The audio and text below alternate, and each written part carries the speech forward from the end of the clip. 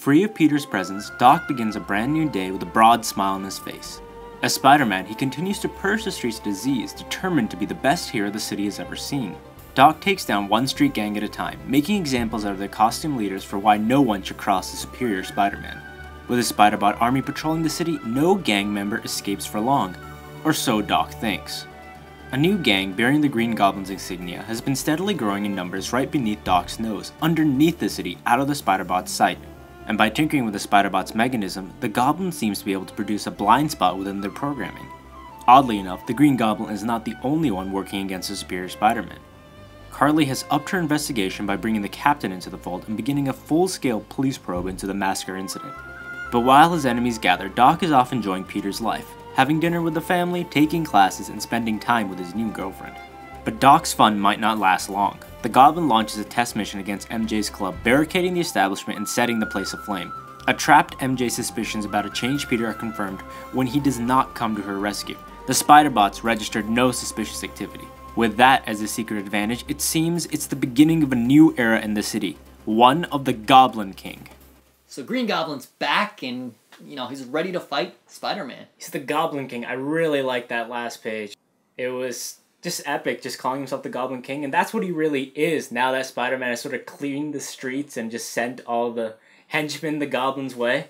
So when you say clean the streets, do you think Spider-Man has made a mistake? Do you think it's better to leave some organized crime, to kind of police themselves? I think it's a good idea to clean the streets, but he hasn't cleaned them thoroughly because all these people are getting away. When you leave people behind and they need to find an outlet, so that they turn to the Goblin. Do you think Green Goblin knows that this is no longer Peter Parker? Now, I don't think he knows right now, but I think it's very possible that throughout the Goblin arc that he might get a hint that this isn't Peter. I think he might know. I mean, Osborn's a really sharp guy. Yeah. And the tactics of Spider-Man have changed so much that he, I think, would pick up on that. It's true. He is a smart guy and a great adversary against Peter Parker. And he's fought Peter Parker probably the most, besides maybe Doc Ock. And I think it's very cool that Peter Parker's probably biggest adversaries are now going to be going head-to-head. Speaking of people kind of getting on to Peter now, though, we saw Carly in this issue. She seemed to have opened an investigation into him.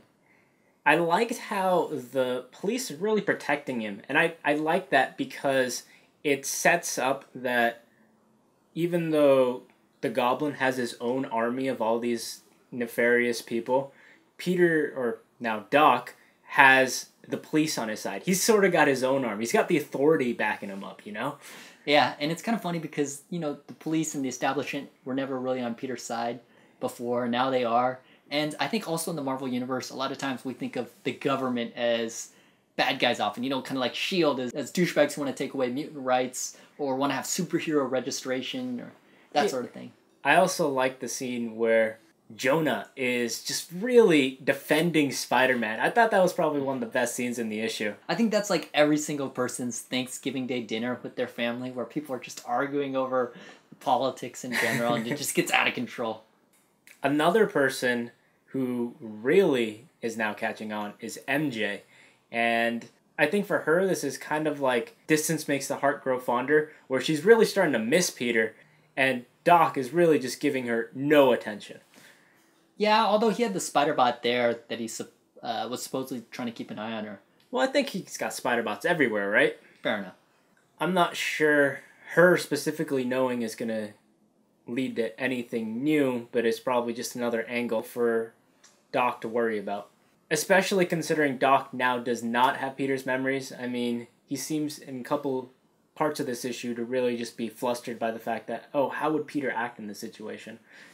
I know last issue I was really pissed that, Peter was, officially gone now. But the fact that Doc no longer has his memories makes, I think, this issue even more exciting. When it comes to doppelganger-type storylines, it's always funner when you don't have the memories and you gotta, trick people and it's, a constant game whether, who knows and are they onto you? Well, he seems to be failing massively at really tricking people at this point. All the police are like, hey, I wish he left notes. And he says toodaloo to MJ. I mean, not doing the best of jobs.